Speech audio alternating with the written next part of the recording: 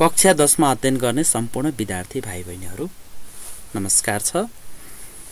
हिजो हामीले कन्भेक्स लेन्सले बनाउने आकृतिको किरण रेखा चित्र खिच्ने नियम र कन्भेक्स लेन्सको अगाडि वस्तुलाई विभिन्न स्थानमा राख्दा बन्ने आकृतिको विशेषताको बारेमा अध्ययन गरेका थियौं। आज हामी कन्केभ लेन्सको बारेमा अध्ययन गर्नेछौं। कन्केभ लेन्स पनि दुईवटा स्फेरिकल सतह भएको पारदर्शक वस्तुबाट बनेको एउटा लेन्स हो र यो कन्केभ लेन्स भनेको बीचको भाग दबेको र छेउछेउको भाग नियमित रूपमा उठेको लेन्सलाई कन्केभ लेन्स भनेर भनिन्छ र यो पनि अप्टिकल इन्स्ट्रुमेन्ट नै हो र यसबाट हामीले आज कन्केभ लेन्सले बनाउने आकृतिको किरण रेखाचित्र कसरी खिच्ने त्यसको नियमको बारेमा अध्ययन गर्नेछौं। सबभन्दा पहिला दुईटा नियम, यसमा चाहिँ हामीले दुईटा नियम चाहिँ जाने पुग्छ। प्रमुख अक्षसँग समानान्तर भएर आएको प्रकाशको किरण आवर्तनपछि यो केन्द्रीकरण बिन्दुबाट आए जस्तो देखिन्छ।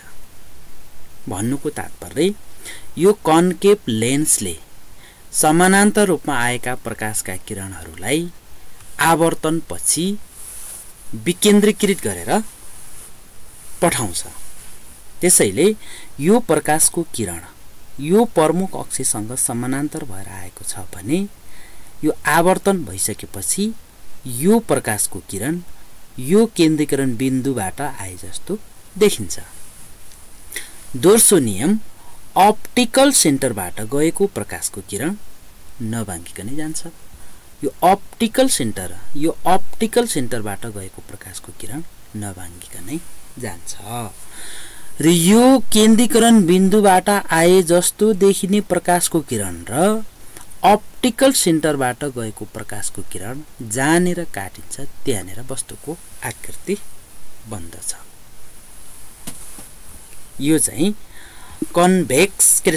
कन्केभ लेन्सले बनाउने आकृतिको किरण रेखाचित्र खिच्ने नियम हो। अब हामी कन्केभ लेन्सको अगाडि वस्तुलाई राख्दा त्यसले बनाउने आकृति कस्तो हुन्छ र त्यो आकृतिको विशेषताको बारेमा चर्चा गर्नेछौँ। अगाडि मैले देखाइसकेको छु, त्यसमा पनि विद्यार्थी भाइ बहिनीहरूले देखिसक्नु भएको छ र फेरि हेरौँ है त। अब यहाँ एउटा वस्तु राखिएको छ। यो वस्तुलाई जहाँ राखे पनि हुन्छ, वस्तुलाई ट्रुयाप भन्दा पर राखे पनि हुन्छ, ट्रुयापमै राखे पनि हुन्छ, ट्रुयाप र यापको बीचमा राखे पनि हुन्छ, यापमा राखे पनि हुन्छ, याप र अप्टिकल सेन्टरको बीचमा जहाँ राखे पनि यसले बनाउने आकृति जहिले पनि एउटै हुन्छ। त्यसैले हामी कन्भेक्स लेन्समा वस्तुलाई विभिन्न स्थानमा राख्दा बन्ने आकृतिहरू विभिन्न थरीका थिए भने यसमा चाहिँ जहिले पनि एउटै प्रकृतिको आकृति बनाउँछ। कन्केभ लेन्सले जहिले पनि एउटै प्रकृतिको आकृति बनाउने गर्छ। त्यसकारण हामीले हेरौँ, वस्तुलाई चाहिँ ट्रुयाप भन्दा पर राखे जहाँ राखे पनि हुन्छ। वस्तुलाई यहाँ राख्ने बेलामा समानान्तर रूपमा आएको प्रकाशको किरण यसरी काटेर गएको छ र यो किरण यतातिरबाट आए जस्तो देखाएको छ। आए जस्तो देखिने भान, जुन आए जस्तो भान हुन्छ भने त्यसलाई हामीले यो डट डट डट लाइनले जनाइन्छ र यो अप्टिकल सेन्टरबाट गएको छ र यो अप्टिकल सेन्टरबाट आएको प्रकाशको किरण नभाङ्गिकनै गएको छ। अप्टिकल सेन्टरबाट गएको प्रकाशको किरण नभाङ्गिकनै जान्छ र यो केन्द्रीकरण बिन्दुबाट गएको छ भने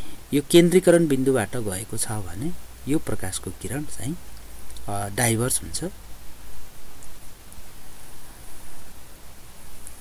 प्रकाशको किरण चाहिँ यसरी विकेन्द्रित भएर जान्छ र यो प्रकाशको किरण चाहिँ योबाट आए जस्तो देखिँदैन, यो चाहिँ यताबाट यो भागबाट आए जस्तो देखिन्छ र यो अप्टिकल सेन्टरबाट गएको प्रकाशको किरण र यो केन्द्रीकरण बिन्दु भएर आए जस्तो देखिने प्रकाशको किरण जहाँनिर काटेको छ त्यहाँनिर वस्तुको आकृति बनेको छ। हामीले परीक्षामा यो किरण र यो किरण रेखाचित्र मात्रै खिचे पनि पुग्छ हामीलाई यो किरण रेखाचित्र खिच्नु आवश्यक छैन यहाँ त धेरै प्रकाशका किरणहरू छरिएर गएका हुन्छन् हामीले यति धेरै प्रकाशका किरणहरू छरिएका हुन्छन् ती मध्ये हामीले केही प्रकाशका किरणहरूलाई मात्र लिएर के गर्छौं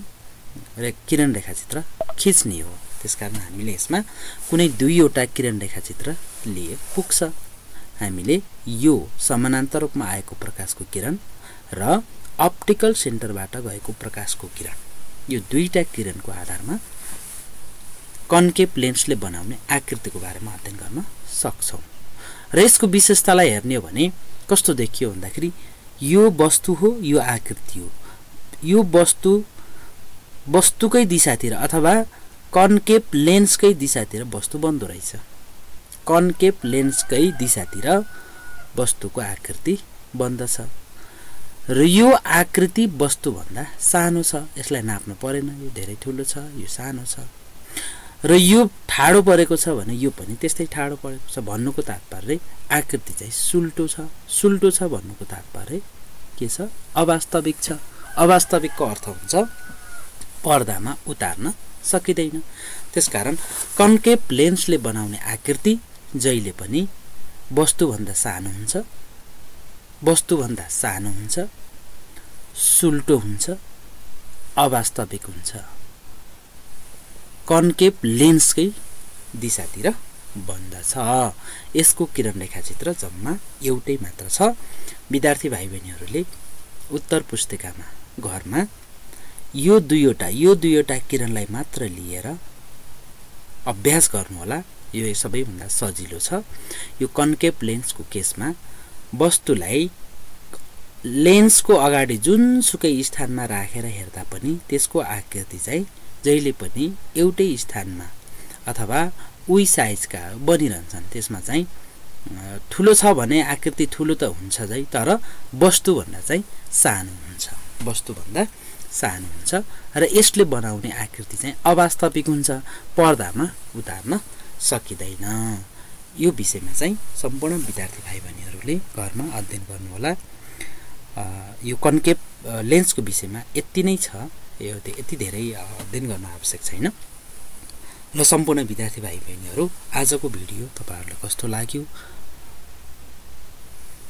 तपाईहरुले मेरो युट्युब च्यानलमा गएर लाइक शेयर कमेन्ट र सब्स्क्राइब गर्न नभुल्नु होला र यो भिडियो चाहिँ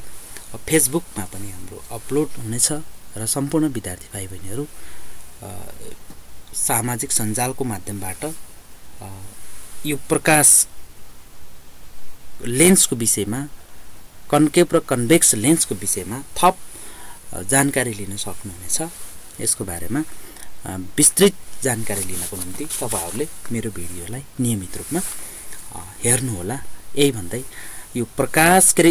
यो लेन्सको विषयमा कन्भेक्स लेन्स र कन्केभ लेन्सको विषयमा चाहिँ हामी यो किरण रेखाचित्र कसरी खिच्ने र त्यसले बनाउने आकृति कस्तो हुन्छ भन्ने विषयमा अध्ययन गर्यौं